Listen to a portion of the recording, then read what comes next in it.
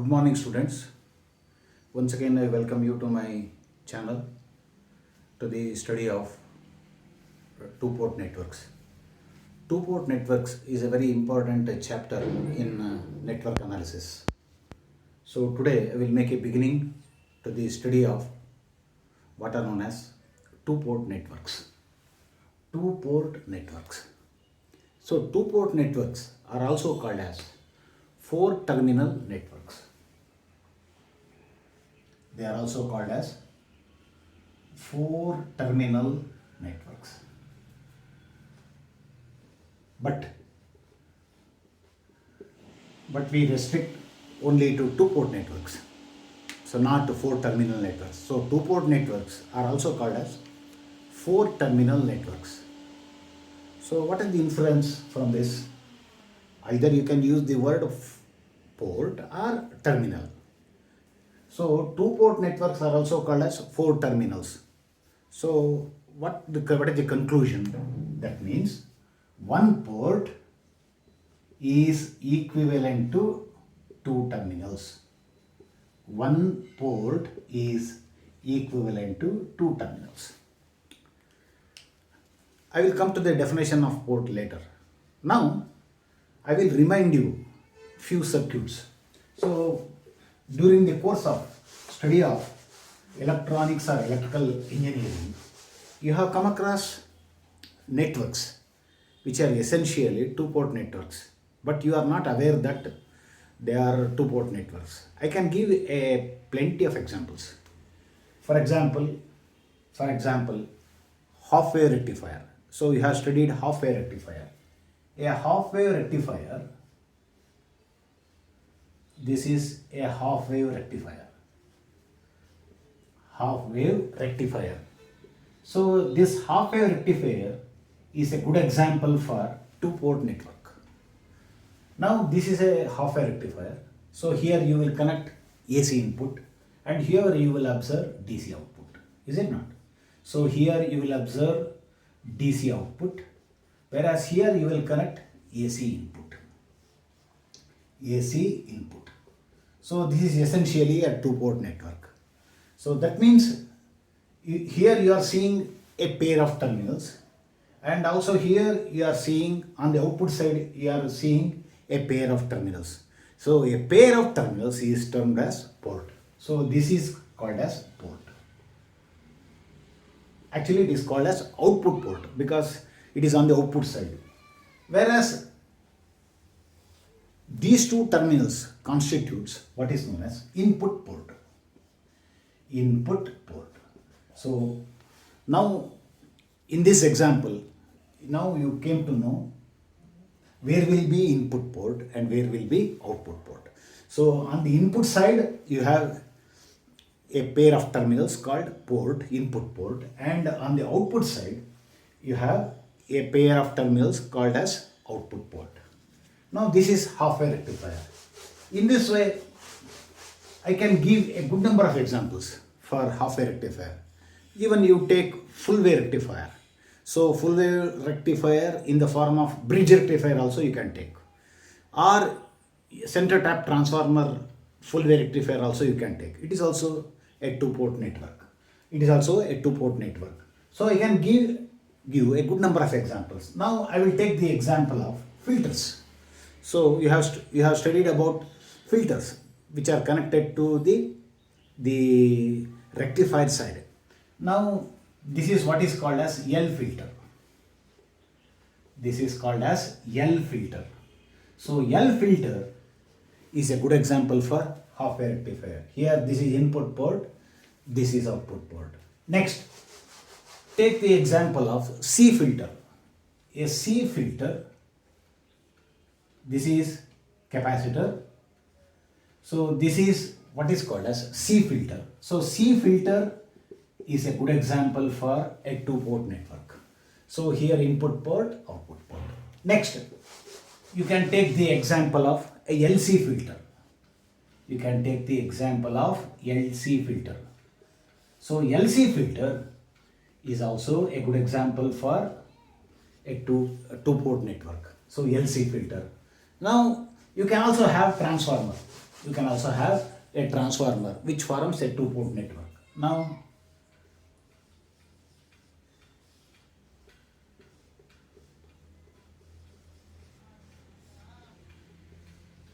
this is what is called as again a two-port network. So input port I will use 1 dash for input side and 2 dash for the output side. This is output port. This is output port. So a port is equivalent to 2 terminals. Now comes the question. Why should we study two-port networks? Why should we study two-port networks? So in analog electronics, you will come across amplifiers. You will come across amplifiers. If you have to derive expression for voltage gain, current gain, or power gain, you are supposed to know the basics of two-port networks, because we are going to model an amplifier in the form of a two-port network, and where we are going to derive expression for voltage gain, current gain, and power gain. Even electrical students, when they study transmission systems, so to derive expression, so they require the study of two-port networks. So two-port networks is very essential for electrical as well as electronic student. Now the question arises, if only two-port networks are abundant? Yes, two-port networks are abundant in systems, electrical as well as electronic systems. There can also be a one-port network. For example, I will sketch this circuit network. This is what is called as a one-port network. So in one-port network, there is only provision for connecting input. So here you can connect input. So here this is input port. But there is no assessment of output. So output is not going to be assessed in this example because there are no terminals. If I add terminals, then it becomes a two-port network. So if I show only this much portion of a network, it is only a one-port network. So in one-port network, there is only provision for connecting input, not output. So this is a good example for one-port network. But we don't come across one-port networks, but we frequently come across two-port networks. In this way, you can think of three-port networks, four-port networks, etc. But most of the networks are going to be two-port networks, and we are going to make a study of two-port networks in this chapter. Now, I will sketch what is called as a model. This model is what is called as black box representation. Black box representation. Now, a two-port network is represented by what is known as a black box representation. Now, this black box is nothing to do with a black box device which is kept in aircraft's pilot chamber.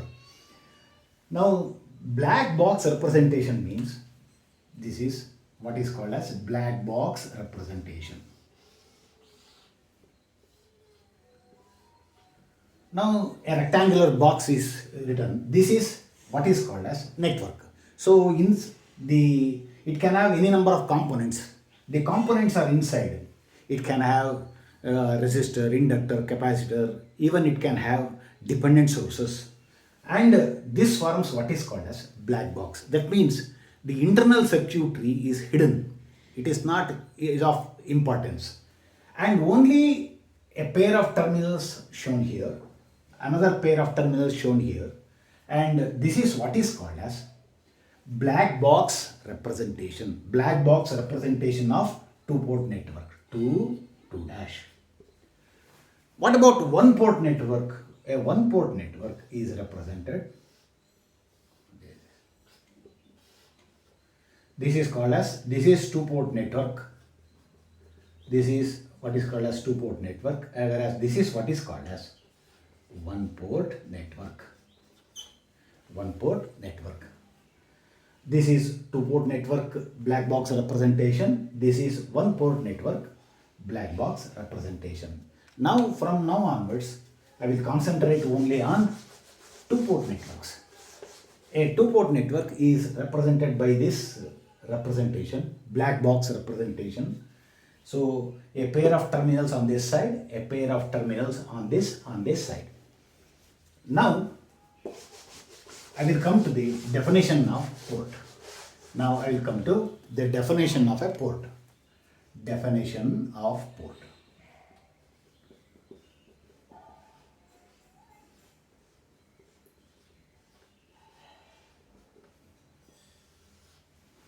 Now I will come to the definition of port.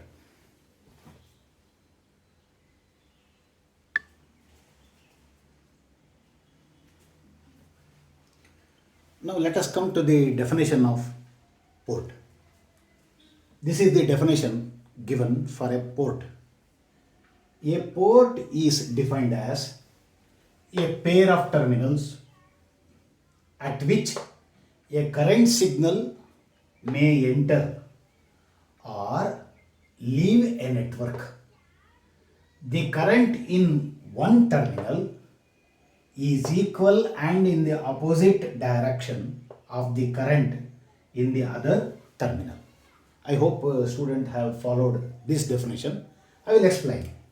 Now I will show a pair of terminals here. So this is the network. This is the network. If I show only two terminals, it becomes a one-port network. If I show terminals on this side also, it becomes two-port terminals.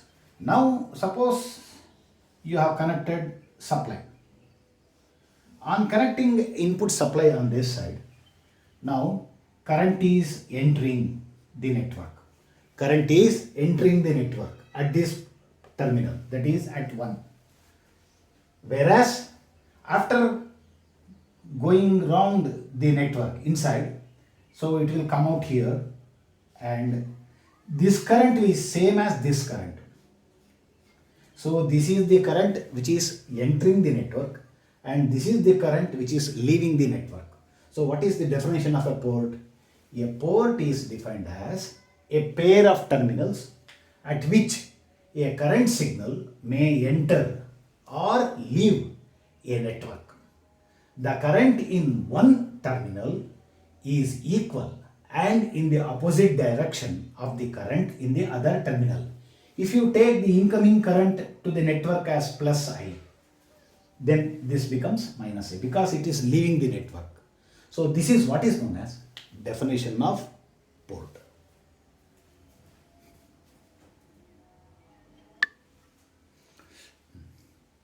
Now I will come back to black box representation of a two-port network.